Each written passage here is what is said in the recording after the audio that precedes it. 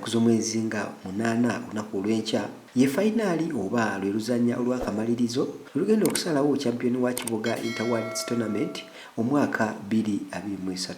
Abakungu abali ku lukiiko oluteesiteesi olwa tournament eno olunaku lwaleero nga basinzidde ku Aticon Hotel e Kiboga obuddeyo ne bakakasa aba team managers ne bakapitaani ebirabo byabasuubiza okuli emidaali wamu n'ebikopo n'omupiira nti weebiri ddala.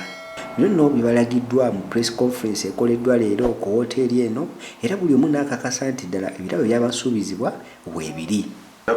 Luno mubyongeddeko emidaali mwegiri ekikopo ekya netball ne football mwekiri kakati buli kimu kiri ssente n'ensimbi nkya mugenda kulaki mugenda zigaba. Abateesiteesi bavuddeyo ne bakakasa nti olunaku lw'enkya lujja kutandikibwa n'omupiira wakati wa Town Council wamu n'abakozi aba gavumenti. Noiza yaffe wakati wa Kiboga Town Council ne district ogujja kuba gwa saa 8 ku 8 kitu. Oluvannyuma lw'omupiira guno wajja kuddawo oluzaazi match wakati wa Kiboga ward wamu ne Buzibwera ward. Awo oluvannyuma wajja kubeerawo omupiira ogw'akamalirizo baguyite fayinaali wakati wa Kirumba ward ngeri wamu ne ba defending champion aba tournament eno ababba Musuuta ward. Focus TV mu kwogerako ne bakapitaani aba ttiimu zino bavuddeyo ne bawaga nga buli omu we yeesunze obuwanguzi. Kyensuubira nti ekifo ekyokusatu tujja kikwata kubanga nze nga kapitaani wa Kirumba ward ku ntikko era nga bw'owulira nti Kirumba ward ku ntikko kibwe kigenda obeera enkya ekikopo kino kiri Kirulumba enkya nga aba Kirulumba ward n'abawagizi baffe mwenna gye muli musuubire buwanguzi bwereere. Fengaffe tugenda kwata kyakusatu kwamu.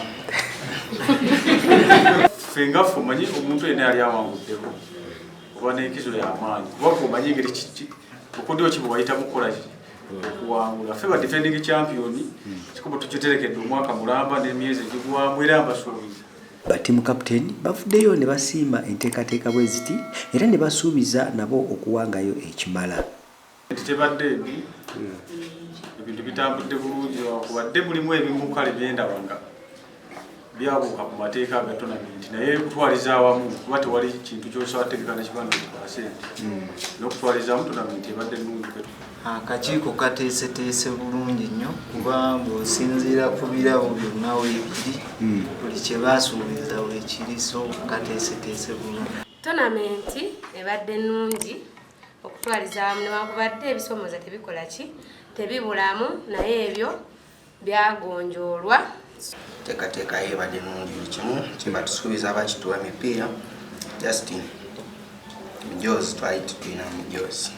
Nze Ade Wilberforce ekirime Muyanja ebifa mu community wano ku Focus TV yange. Ebaza Focus TV ekya nsaba tukwatiramu bannange district tukole ki gisabudde Jackson wakuba penalty naye mukyenda tuli mulungi nnyo. Kusubscribinga ku Focus TV yange bingi